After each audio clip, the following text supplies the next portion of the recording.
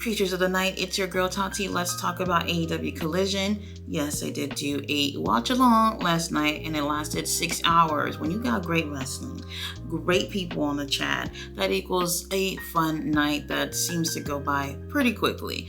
So let's talk about the review though. We started off with what I feel like is the best match of the night. We had CML Stars Star Jr. and Esfinge versus Moxley and Claudio Castagnoli.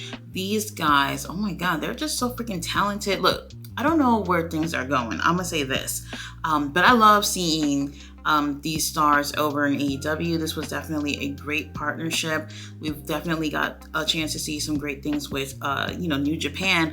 But these CML stars, they're not just coming, just giving you straight up just lucha style. They're very versatile in the ring as well. And it's been great to even see a lot of them have a pretty well-rounded technical side as well. So I'm enjoying this little invasion that we got going on with CMLL. Now, fun matchup, and I really did enjoy, from both sides. I think they did pretty great. Didn't really care who was going to win here. At the end of the day, I just kept thinking, as long as y'all continue this little feud or whatever, that's all I care about. Now, obviously, we do have Mox and Claudio taking the win.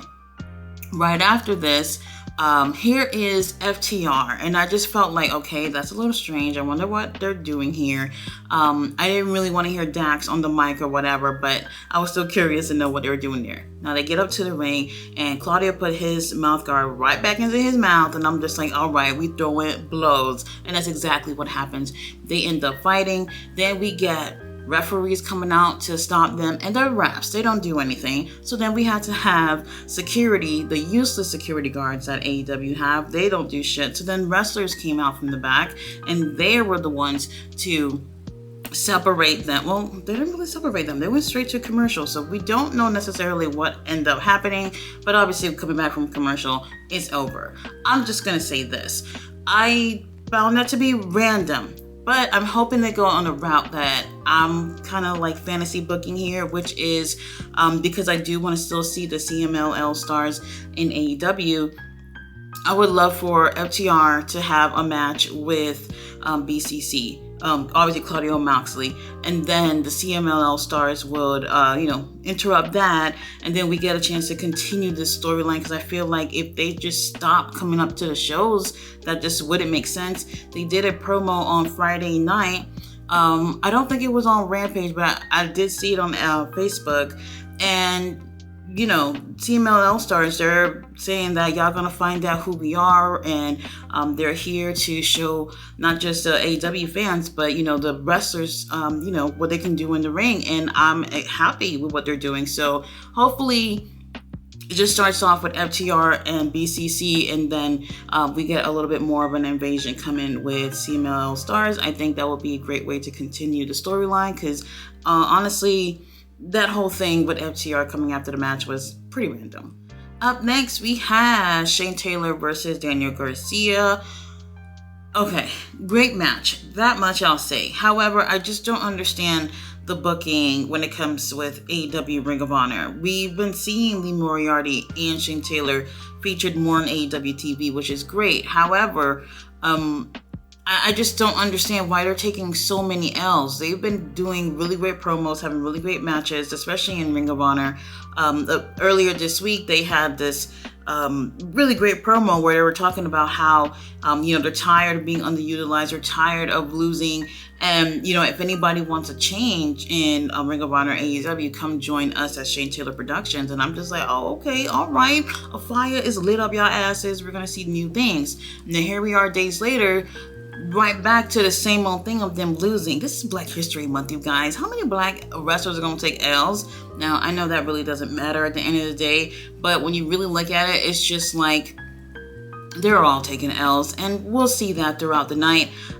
Something about it just really bothered me, because I just feel like they're trying to really, look great in both of these promotions, whether it's AEW or Ring of Honor, and for whatever reason, They're just always losing, and it's annoying. It's really annoying. So Daniel Garcia does take the win, and I did think that they had a great match and great chemistry, but just knowing the predictability is really, really killing it. Daddy Magic is making himself useful, and he's on commentary, and this is not the last time we're going to see our boy Daniel Garcia for the night.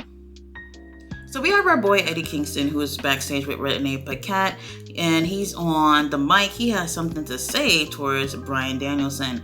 Now, he goes on and say Bryan Danielson took away Bryan Keith's moment when he found out that he was all elite. And I'm just like, when? When did he do that? He literally went over, walked past your ass like you didn't exist, and then he raised Bryan Keith's arm. So how did he take away that moment from him? I have no clue what Eddie Kingston is talking about. Now, Eddie Kingston challenges Bryan Danielson to a match at Revolution, and the Triple Crown Championship is on the line. Thank you for putting it on the line, because I want to see Bryan take that shit from you. I'm annoyed. Now, I really do like Eddie Kingston, but I don't like to see wrestlers coming out in the ring looking tired as fuck and hardly moving in the ring. Like, lately, I know it. Like, he obviously has a lot on his plate, and he's had some time with it. It's time to just give it up to someone else. I want to see fresh people who don't mind moving around in the ring, getting the Triple Crown Championship. Now, after this, we do have Brian Cage versus the Outrunners. The Outrunners of all people. Last week, Hook went against the Outrunners, and I really do enjoy the Outrunners. I've said it many times. They're featured more on Ring of Honor. Really great, legit tag team. However, whenever they come on AEW, they use them to, clown them around or whatever, and I just don't give a fuck about that. Now, this was a squash situation, nothing really serious to look at here. It was over like in 2 minutes or whatever.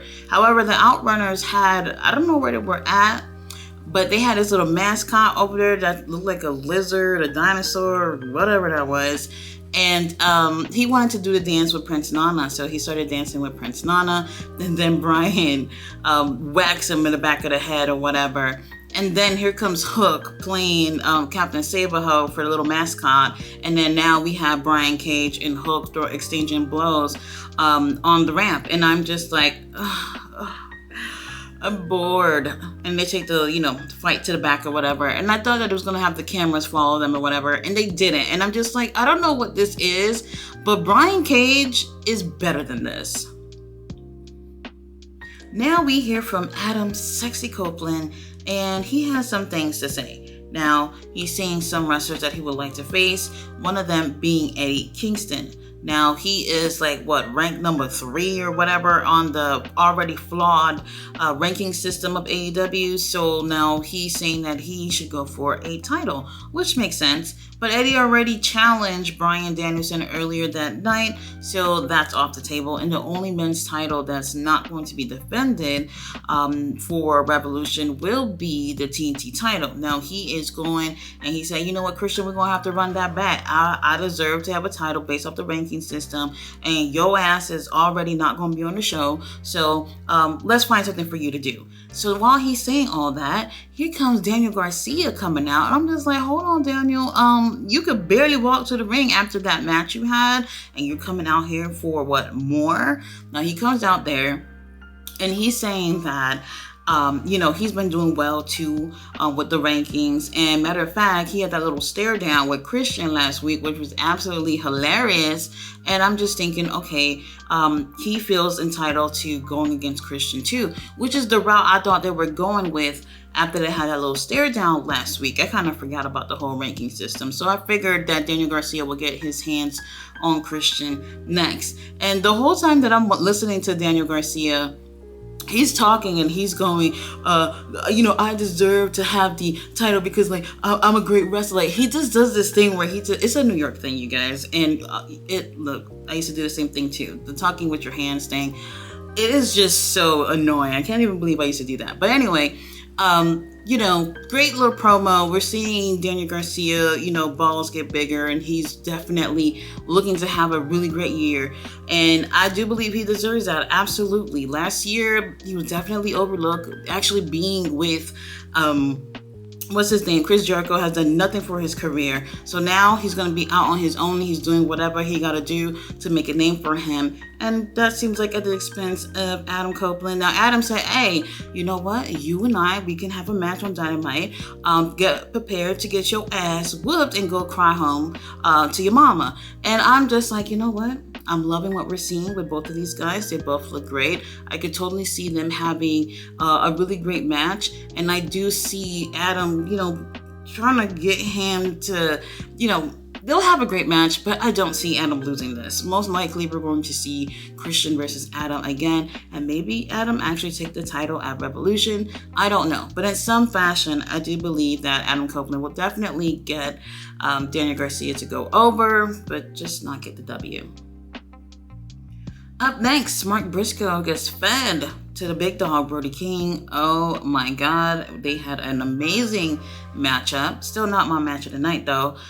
Julia Hart looking real great ringside. Glad to see her with Brody King, which makes sense because when Julia was on her quest to get the TBS title, Brody King was there with her every step of the way. So I like to see that support still going on. Now, Mark Brisco, he is definitely one of the most charismatic wrestlers that I've ever seen. He's really cool, and he's down for whatever in the ring. Mark, he goes under the ring and gets a table, and he starts setting it up. And then the ref is like, bruh, this is not a no DQ match. You can't just be getting tables and shit. Leave the table alone. So he leaves the table alone ringside, and it's kind of like halfway set up or whatever, and he just leaves it, get back in the ring, and continue his match with Brody King. Now, we have Mark, who gets on the top turnbuckle. I don't know what he's going for here, but Julia steps in the way, and he's telling her to move her ass out the way. And then Brody comes from behind, while he obviously can't see, and pushes him onto the table that he was trying to set up earlier that night. Now, when that happens, I'm thinking, okay, the ref is going to call off the match. And he actually doesn't. Mark Brisco gets right back in that ring and continues the match. And yes, Brody King wins. And I'm just thinking, well, why did you stop him earlier? He goes through it and you don't do anything. It really does not make sense. But anyway, match continues. Brody wins. And right after that, he snatches up Mark Brisco. And I'm just thinking, okay, House of Black members are going to come out and they're all going to jump him. Wrong. What he ends up doing is hold him down while we have Julia with whatever the hell that was in her hand, and she ends up spiking him in the head with it, and then all of a sudden he's leaking from his forehead or his blood every fucking where. And I love the way things are moving right now. Now I feel like maybe we're gonna get Mark Brisco versus every member of House of Black if that's the route that they're going. I don't mind that. Those are definitely new matches that we've never seen before. I'll take that. Up next, we had two women's matches, which I'm really happy that Tony Khan did give us two women's matches. I've been saying that for the longest. However, we had Deonna Purrazzo versus Kiera Hogan. And right after that, we had Toni Storm versus Queen Aminata. Yeah, exactly who you thought won. So I don't really want to get into much details about it. They were decent matches. Look, this is not me saying anything about Tony Khan or AEW being racist or whatever. They're not. At least I don't think so at all. Obviously, they're pushing Deonna. They're pushing Toni Storm before their matchup at Revolution. They have to go in strong. I get it. However, once again, it's at the expense of Kiera Hogan and Queen Aminata again. Every time they're pushing someone, it's these two girls who are very talented. And yes, I joke around and say it's Black History Month. They shouldn't be doing that shit. However, it does come off a little insensitive that we have a lot of talented Black wrestlers in wrestling, period. However, seeing Shane Taylor taking an L, and obviously Lee Moriarty ringside, these guys are just every day they come in the ring and lose. Queen Aminata, who's very, very talented. People are holding signs in the arena saying that they want to see her win. I don't know if y'all seen them throughout the show, but people are, they want to see her win, and she has not taken any wins on AEW. Hardly anybody's watching Ring of Honor. So when she does take her wins over there, no one's seen it. The truth of the matter is that AEW has a stupid ranking system where It doesn't make sense. It's a predetermined sport. They're the ones who pick who wins and who loses. So that means that the ranking is all about who AEW want to see get to where, because they choose who wins these matches. So then people like Queen Aminata and Kiera Hogan, who are absolutely talented women, they will never be able to move up anywhere because of the stupid system that you guys already designed for people that you guys want to see move up on the card. And honestly, it just never makes sense to me. Girls like Queen Aminata and Kiera Hogan and a lot of other girls who are obviously not people of color too will never be able to move up. And honestly, I just don't really want to talk about these matches because I just feel like I don't see how this helps these girls at all. I'm really annoyed by this. Up next for our main event, we had Orange on Board of View Cassidy versus Tomohiro Ishii, and they have a really great matchup. Now, I know I talk shit a lot about Orange Cassidy, but like sometimes I'm just really wishing like he would just do some new shit to try to make himself more interesting. I don't know. I'm over it. Ishii, he has several matches a year in AEW. Come over, give us something interesting and get his check and go home. And you know what? That's how wrestling should be for some people, and it is what it is. Now, this match wasn't the highest pacing match you'll see. The Stone Pitbull, he don't be getting around like that. However, he's definitely putting in work on Orange Cassidy. And sometimes I feel like, man, if you take the win, like, I really wouldn't be mad at it because I'm bored of Orange Cassidy. You guys already know, this is Orange Cassidy. This is the John Cena of AEW. He obviously retains the title. And then after that, we have the Undisputed Kingdom come out and attack his ass. Now, by the time they came out, which was like just seconds, Ishii was already in the bag. Like, he was just over it. Like I said, he comes collect his check and he goes home. And once they put the attack onto Orange Cassidy, he actually comes back to go help Orange Cassidy. But the Undisputed Kingdom was like, hold on, we don't want that smoke. Let's get the fuck out of here. And they end up leaving. Don't be surprised if there's like a tag team match coming up with these two. Wouldn't be surprised if that ends up happening before that we get the chance to see Orange Cassidy versus what's his name that he's going against? What's the one with the big mustache now? Oh, Roderick Strong. So yeah, the show was more on the mid side for me. The main event was not long. It was, I don't know, it was definitely less than 15 minutes, which is a little bit unusual for Collision. Collision usually have way longer main events, even up to 30 minutes I've seen a few times on the show.